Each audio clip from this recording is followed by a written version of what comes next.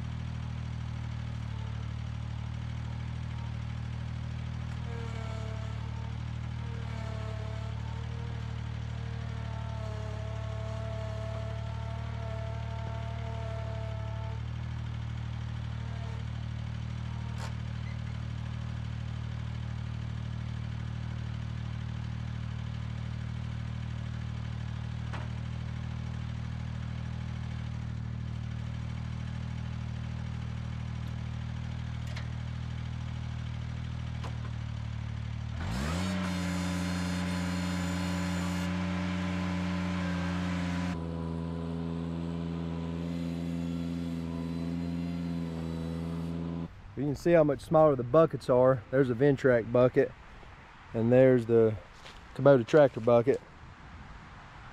Easily 3 times larger.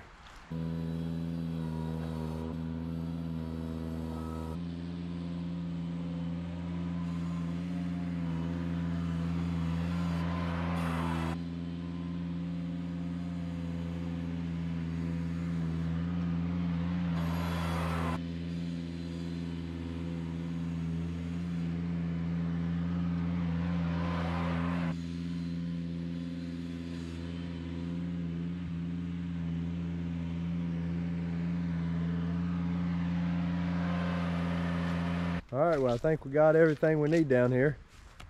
We'll put the bucket back on the back, so if we do need another load or so, we'll get it. One thing I love about the Ventrac, and it's got its positives and minuses just like any machine, but I absolutely love the size of it.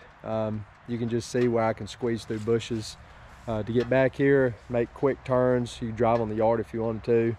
So there's definitely an advantage and disadvantage to the size of this machine, but in terms of what we're doing today, we're working in an 8 to 10 foot range on a lot of this area that we're going to be power raking, and we've also got some landscaping stuff we'll be able to get in between to power rake it, spread the mulch, all that. So hands down, there's nothing that's going to do better of a job than this Ventrac in this scenario.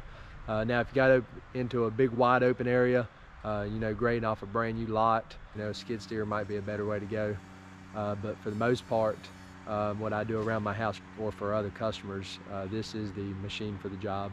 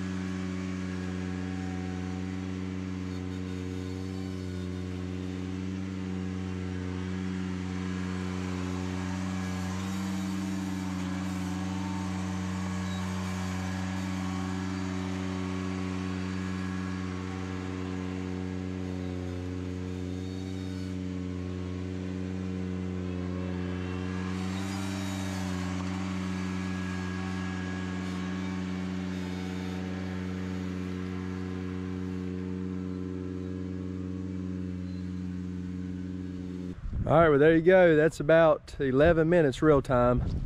And I'm gonna make a few more passes just to kind of smooth it up a little bit. And I basically ran that power rake at the top of the setting, and I even kept the power rake head over on the grass, and it just kind of brushed on top of the grass, didn't do anything.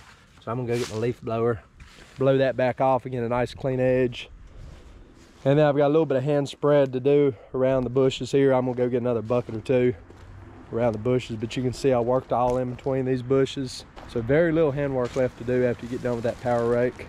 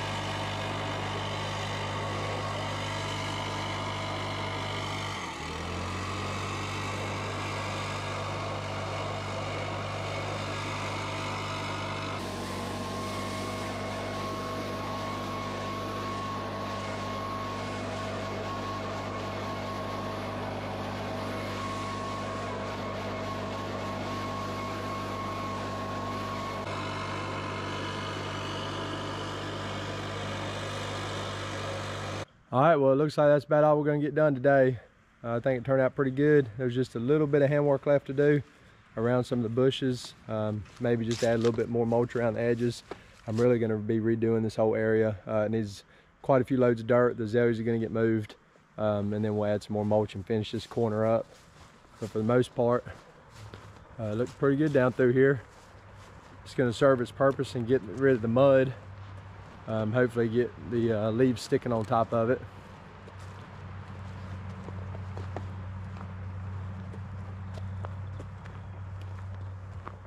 Might end up putting just a little bit more along the edge, right down through here.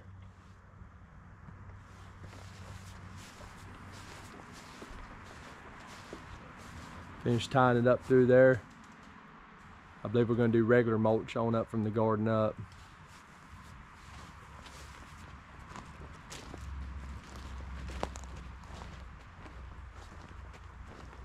All right, well, I appreciate y'all watching. If you got any questions or comments, leave them below.